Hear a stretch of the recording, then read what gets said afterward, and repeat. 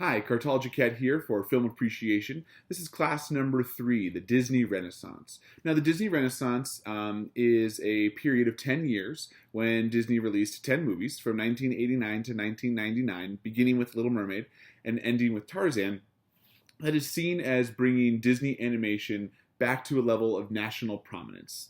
In this class, we're mostly going to be focused on some of the early films of the Disney Renaissance, very well-known films: 1989's Little Mermaid, 1991's Beauty and the Beast, 1992's Aladdin, and 1994's Lion King. Now, before talking about the Disney Renaissance, it's important to understand the entire timeline of Disney. Disney's first animated feature film, Snow White and the Seven Dwarfs, really ushered in so many different things about Disney that audience members love. It had princess, it had the over-the-top villainous, it had the music, and as the first ever feature film that was done entirely in animation, it also was breaking boundaries that way as well. Now, that came during the golden age of Disney animation. Walt Disney, the creator of Disney, had created a successful company, and they were able to churn out classics like Pinocchio and Fantasia and Bambi. The subsequent age of Disney is often referred to as the Silver Age, and the company, Disney, was still incredibly successful. And we had films like Peter Pan and Jungle Book and 101 Dalmatians. So Disney was still had this remarkable ability to churn out movies that audiences really enjoyed, that made money, that critics thought were well done, and Disney animation was an institution. It was the industry standard. Eventually, Walt Disney and Roy Disney passed, and Disney had a little bit of a change. They moved away from some of the musical components in their films, and oftentimes it's referred to as the Dark Age for Disney films. Movies not making a lot of money, and if your movies aren't making money, you're probably not going to have companies that want to make them, and so Disney was really in jeopardy of even making films. Some talent from Disney left and started to make some of their own films, some of which were incredibly successful, like Land Before Time, and so maybe Disney animation was going to be on the way out.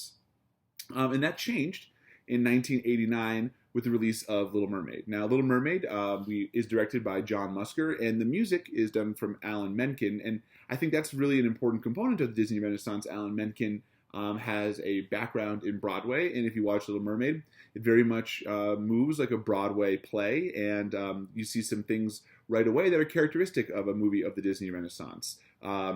It has, the particular song to introduce the villain of one style, the aspirational song, the love song, the fun song, and there's all these different components that make the music really help tell the story for the film. There are some themes that we'll see in Little Mermaid that are consistent throughout the movies of the Disney Renaissance.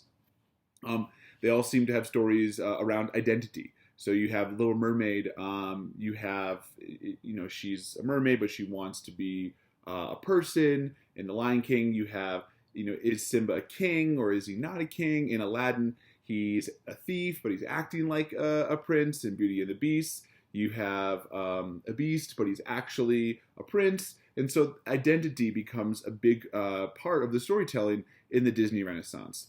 There's also some stylistic aspects of the Disney Renaissance that I think are important to note.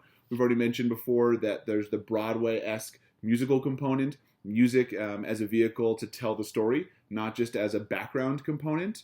There's also these massive worlds that Disney takes us into, whether it's the opening scene of Lion King and the Circle of Life, and we get to see the savannah in this whole new world, or whether it's Aladdin in a whole new world, and they're flying around on a carpet. You see these imperial palaces.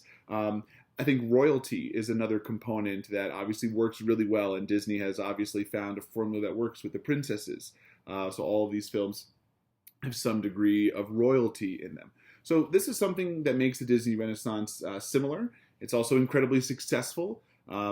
The Little Mermaid, one of the reasons that it launched the Disney Renaissance is that it made $215 million worldwide on a budget of $40 million. When you're taking your initial investment and multiplying that by 5, you're certainly going to have more investment. And then we see that happen again and again with Beauty and the Beast was a high earning film. And that grossed $443 million on a budget of $25 million. And then Aladdin grossed $504 million, and Lion King just about $1 billion. So that level of success is clearly going to create more movies coming in it. I think that if you have the opportunity to watch any of these films, you're going to see some of those similar themes. But for our movie class, let's just focus on a really simple question. What's your favorite movie of the Disney Renaissance? And we're focused on these four: Little Mermaid, Beauty and the Beast, Aladdin, and Lion King. What's your favorite of those four, and why do you like that one? And then let's talk about some of the similarities that we see between the movies. I've mentioned a few, but maybe you notice some other similarities in the movies of the Disney Renaissance. So what's your favorite Disney Renaissance movie, and why? And then what are some similarities that you see within the Disney Renaissance?